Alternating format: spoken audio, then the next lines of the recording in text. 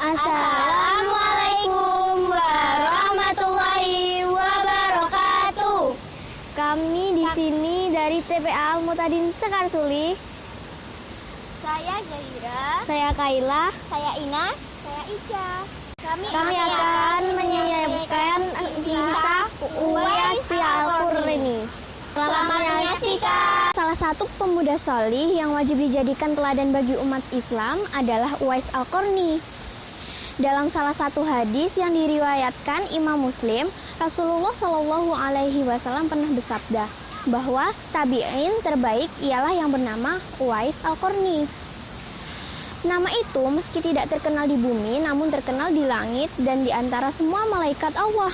Lantas, siapa sebenarnya Uwais Al-Qarni? Dia adalah pemuda yang berasal dari negeri Yaman. Setelah mendengarkan cerita orang di sekelilingnya tentang Nabi Muhammad SAW, ia bersama sang ibu akhirnya masuk Islam sehingga memunculkan niat agar suatu hari bisa berjumpa dengan Nabi Muhammad SAW. Kendati mengidap penyakit kulit yang sulit disembuhkan, Uwais dikenal sebagai pemuda yang sangat taat beragama.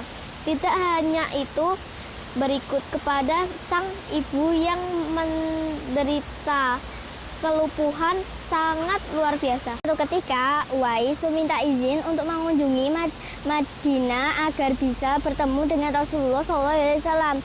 Sang ibu mengizinkan Uwais meski dengan berat hati ditinggalkan karena ia sedang sakit-sakitan. Uwais pun akhirnya berangkat ke Madinah dengan memegang pesan ibunya agar lekas kembali pulang. Sesampainya di Madinah, Rasulullah Shallallahu Alaihi Wasallam tidak ada di rumah karena tengah berada di medan perang. Saat itu, Uwais hanya menitipkan salam kepada Rasulullah lewat istrinya, Siti Aisyah. Uwais yang teringat pesan ibunya untuk segera kembali akhirnya tidak pernah berjumpa dengan Rasulullah SAW sampai akhir hayatnya. Begitu berbaktinya Uwais kepada ibunya, suatu hari ia berusaha menuruti permintaan ibunya yang lumpuh agar diantar naik haji ke Mekah. Jelas hal itu sangat berat mengingat dari Yaman Mekah jaraknya jauh, sementara ia seorang pemuda miskin yang tidak memiliki kendaraan.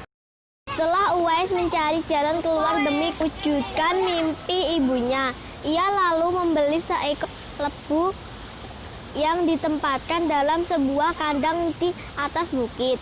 Setiap hari Uwais menggendong naik turun anak lembu tersebut sampai peliharaan bertambah besar. Tingkah aneh Uwais itu pun memicu reaksi orang-orang sekitarnya yang menganggap bahwa dirinya sudah gila. Sebenarnya, apa yang dilakukan Uwais tersebut bukan tanpa alasan. Ia bertekad melatih otot-ototnya agar bisa gendong ibunya sampai ke Mekah. Dan benar saja, Uwais mewujudkan keinginan ibu tercinta ke Mekah untuk berhaji dengan menggendongnya dari tanah Yaman. Ya Allah, ampunilah semua dosa ibuku, pinta Uwais. Sang ibu yang keheranan kemudian bertanya, bagaimana dengan dosamu? Uwais pun menjawab, dengan terampuni dosa ibuku, maka ibuku akan masuk surga.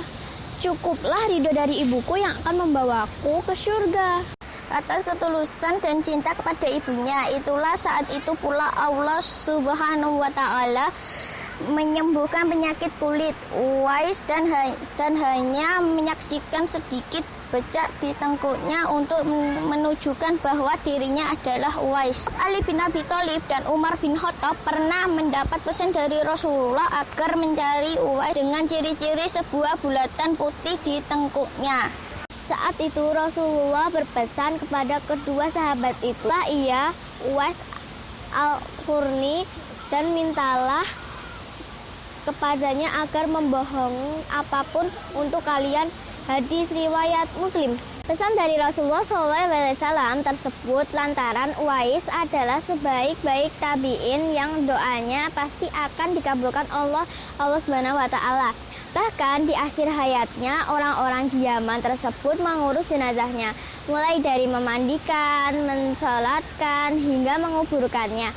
Ada pula yang mengatakan bahwa orang-orang yang berebut itu adalah malaikat Allah yang turun ke bumi untuk mengurus jenazah Al-Qarni.